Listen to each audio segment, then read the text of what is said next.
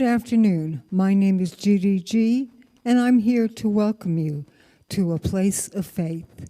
Today, our spiritual principle will be on beginnings, and this being the first Sunday of the new year, beginnings is a perfect title.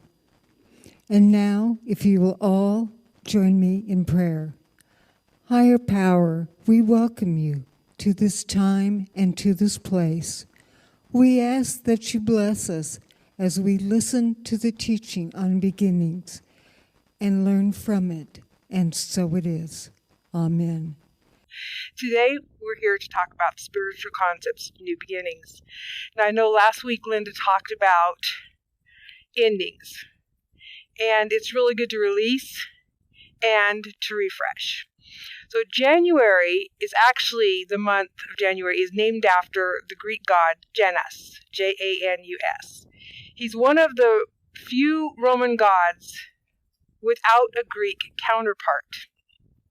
In ancient Rome, religion and myth says Janus is the god of beginnings, gates, transitions, time, duality, doorways, passages, frames, and endings. He is usually depicted as having two faces, one facing forward and one facing back, the future and the past. Janus is thought to influence beginnings and endings. His face was often found at the doorways above buildings and entrances, what I commonly call thresholds. And last week, as I said, Linda spoke about the endings, letting go, releasing the past, and welcoming the future. In my observation, looking back and taking an honest, in-depth inventory of the past is sometimes painful. I know from my perspective, it hurts to look at some of the things that I've done, how I've hurt other people, and how I've been hurt. And in turn, we might tend to skip over that painful part and just kind of glorify the highlights. I made it through. I made it to here. I've got almost 23 years. Oh, wow, 23 years of sobriety in just next week. And knowing that is a good thing. At the same time, I cannot just overlook the things that I want to overlook because of the pain, right? We don't want to just set ourselves up for a favorable image. Oh, look, I made it. My mother would call it sugarcoating it, just putting that thing of sugar over the top so that way we don't think of anything that was bad. Janus was thought to influence those beginnings and the endings. And he was typically the time of the year, January is when people make resolutions, right? People start fresh. And this is what would happen this is why we did this with Janus, the god, is because people would give him offerings. And in these offerings, that would be like penance for, okay, I can start over and my next year will be better, right? The tradition of New Year's began actually in 153 BC with Janus as the Greek god. So on December 31st, the Romans imagined Janus looking backward in the old year and forward in the new year. And he became symbolic to the Romans to make the resolutions for the new years. The Romans believed that Janus could forgive them for their wrongdoings by making these offerings. And thus, the tradition was born. Most people make resolutions, and I've done this myself plenty of times. Eat less sweets, exercise more, that's a big one, right? Take better care of ourselves, visit others more often, attend church more often, and I'm sure there's a couple running around here in your head right now, right? So you're thinking of something, oh, maybe I made some and it didn't follow through. Thus we decide, everybody, including ourselves, does it sound like anybody you know making these resolutions? How do you think I know about these interesting facts? Because I am part of a place of faith. I know about these because I've lived the experience, right? Less than 8% of the people that make resolutions hold them. Less than 8%, right? So why do we make them? Well, scientists say it's our nature to make them. Evolution in the month of January and the god of Janus says it's tradition. My understanding is there's two essential steps to make a successful beginning, right? remembering, and forgetting. And that's what Janus did. He looked back at the past to remember. And it's important to remember that we lived in the past, but don't stay stuck in the past. Okay? Because if we go back there and we want to relive everything that happened, then we become the victim, right? But if we look at what has happened and we use that as our lesson for the future, okay, it's equally important to remember the past as we live in the future. However, the past influences our lives and the world we live in by the way we think about the past, right? Recently, my husband and I were finishing a book. It was a book for one of my classes, and it's called Conscious Living by Guy Hendricks. And he says never to spend more than 10 minutes in the past, and visit them and then move on. So don't live there. That's an important key. The big question is, how do you keep your eyes on the past, look forward, and set achievable goals for change and keep them? My understanding is there's 2 steps to that, right? Looking at the past and moving towards the future. So how do we keep goals? By holding on to some of the past to remind us, but moving towards the future. We start with micro goals, okay? Not too big, just a little step in the right way. Say, for instance, when I used to smoke cigarettes, I would smoke a pack a day. So I would tell myself, okay, I can only have 10 cigarettes a day. And then I went down to 5 cigarettes a day.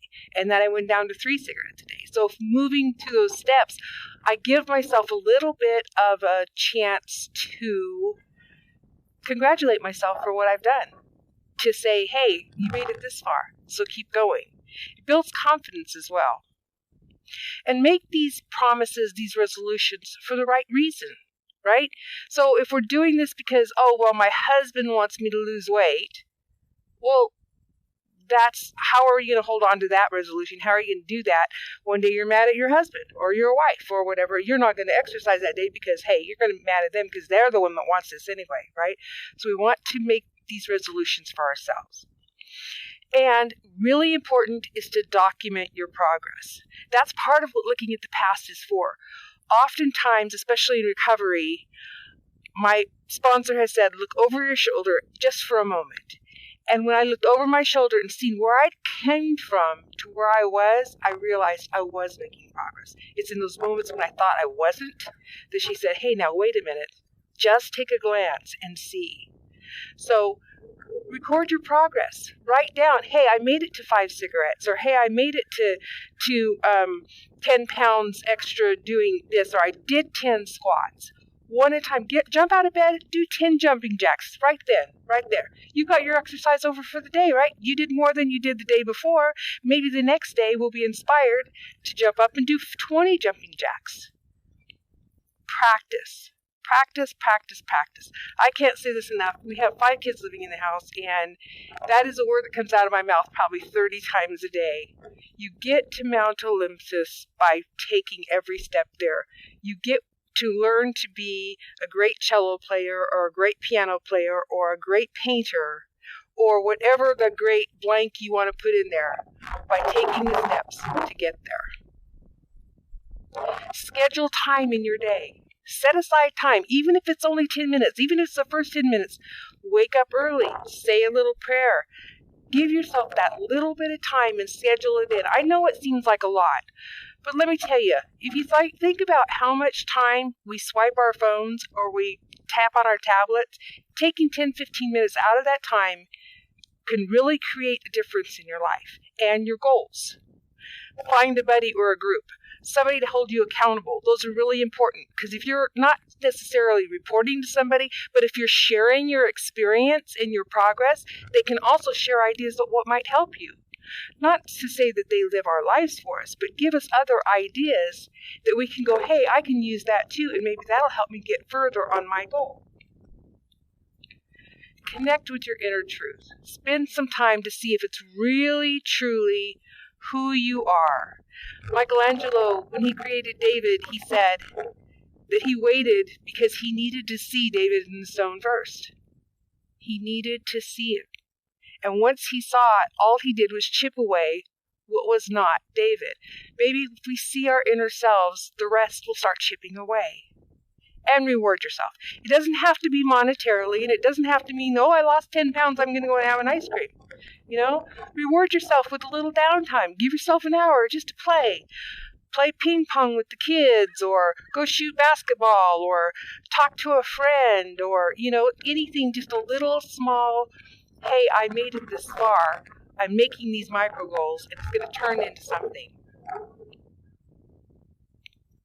It's new times right now, right? COVID has got us all shut down, locked down, don't know what's going on. The government's telling us what to do and stuff, and it's more confusing than ever.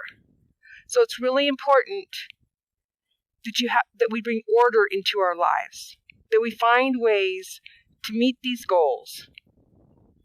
Make more contact via Zoom. It's really important. I know that it doesn't feel the same,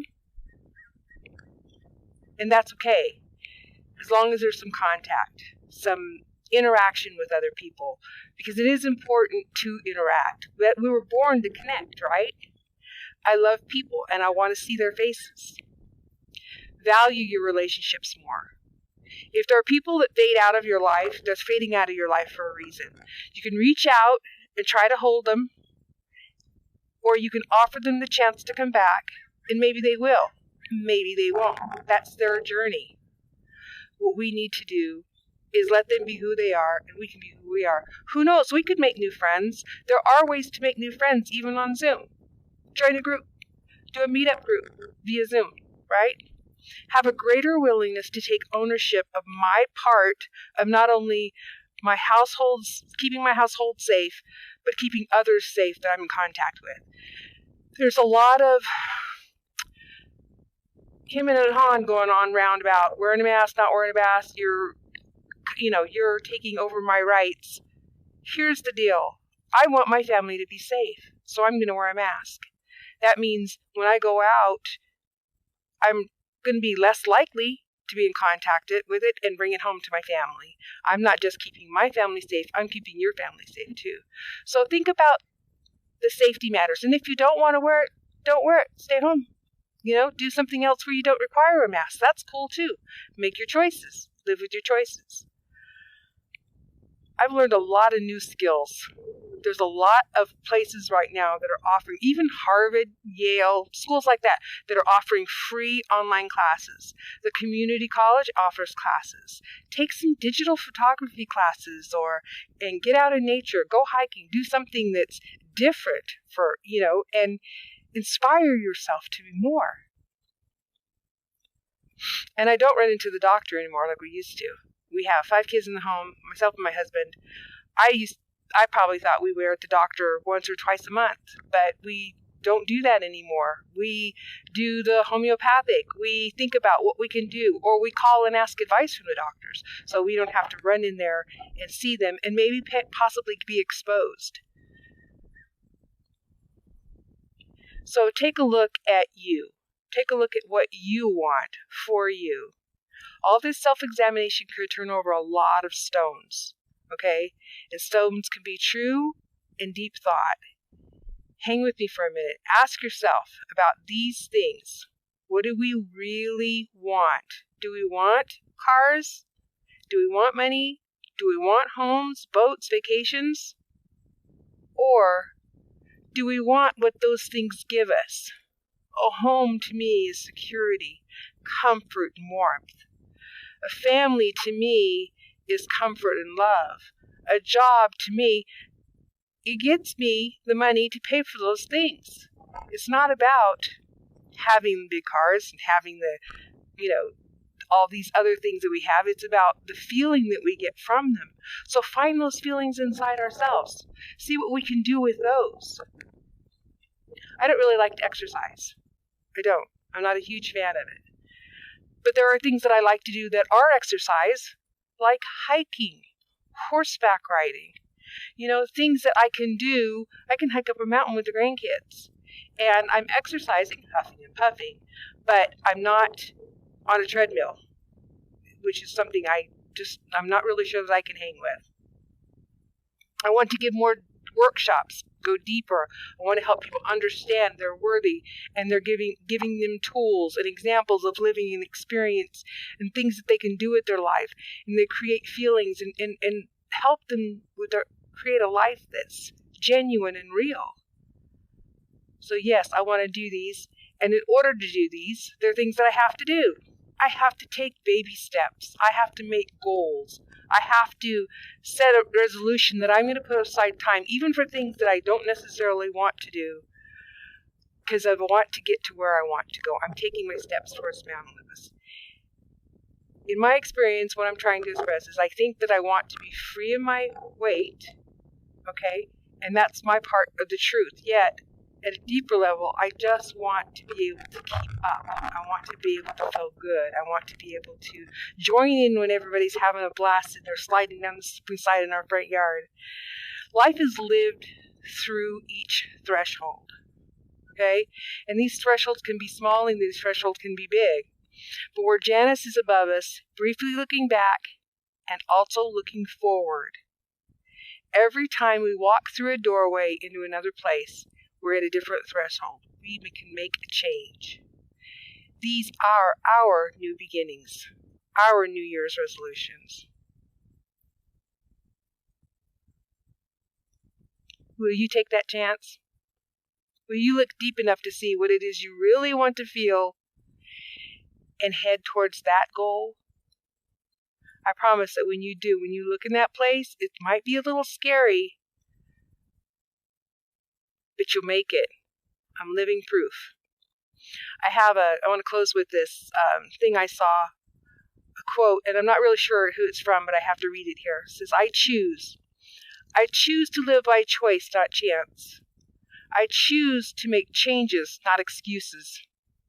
I choose to be motivated, not manipulated. I choose to be useful, not be used. I choose to excel, not to complete. I choose self-esteem, not pity. And I choose to listen to my inner voice, not to the random opinions of others. As you look back, don't get stuck there. Just use it as a gauge of how far you've come. Plan your dreams. Allow for grace on the path. Be okay with the stuff that happens. Set goals, attainable, paced, loving dreams where you can reach for what really makes you feel your tank inside.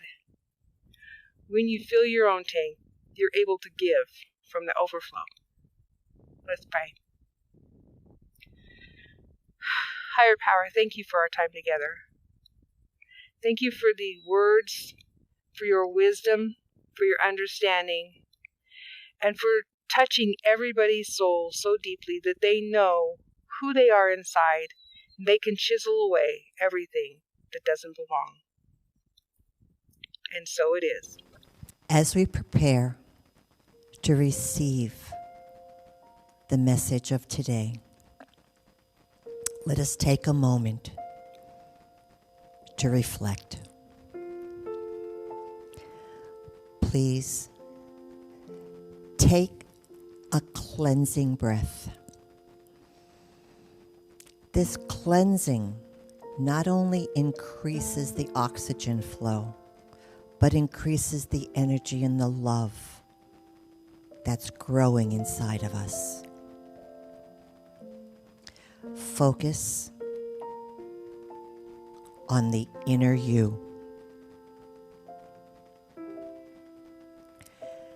This is the beginning. I don't know about you, but every New Year's Eve, people walk around and say, what are your New Year's resolutions? What are your New Year's resolutions? The only resolution I have is to appreciate who I am, the gifts that I receive, and the love that I have within to share, and the love others share with me. Breathe in. Go deeper into the inner sources of your being. Feel the love, the energy, the warmth, the comfort that grows there. Nurture it. We are living, breathing extensions of our higher power, and we affirm that we are the best we can be.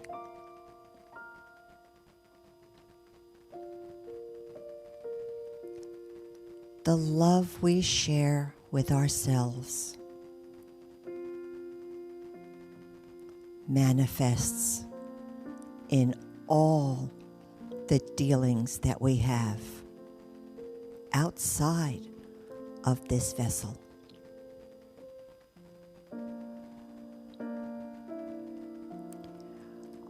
We are steadfast in our inner resources. We know we can handle anything and everything that comes our way because of the love that we have within.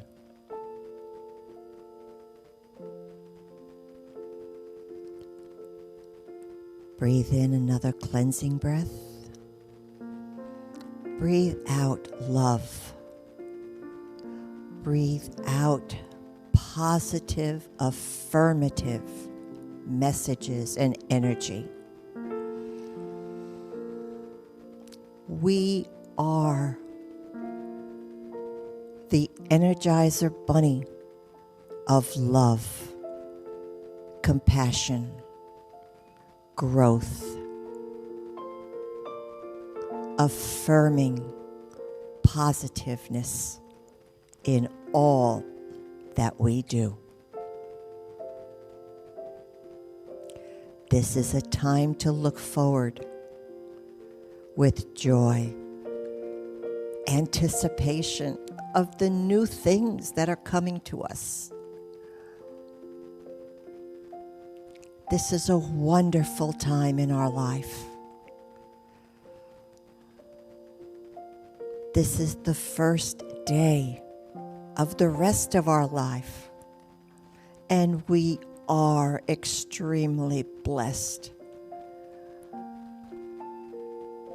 because we are who we are meant to be, and we are loved, and we love. Take another breath. Bring yourself back to the present, here and now. Be joyful. Be energetic. Be grateful that you are the unique person that we all love, appreciate, and are grateful that you have come to share your wonderful blessings with us. In the loving nature of this wonderful time, we say thank you. We say, we are loved, we love, and we bless all. Namaste.